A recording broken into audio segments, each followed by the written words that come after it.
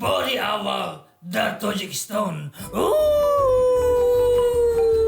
بخشیده به روز بین المللی حفظ کودکان از 1 تا 4 ایون سال 2021 در تئاتر کنی بادام فستیوال اکسیایی تئاتر برای کودکان برگزار می‌گردد.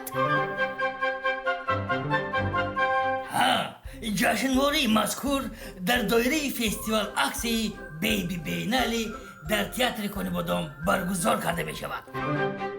در فستیوال اکسیه بهترین نمایش های تئاترهای کشور برای کودکان به نمایش گذاشته می شود. تئاتر کنی بادام همراه رشد میکنیم.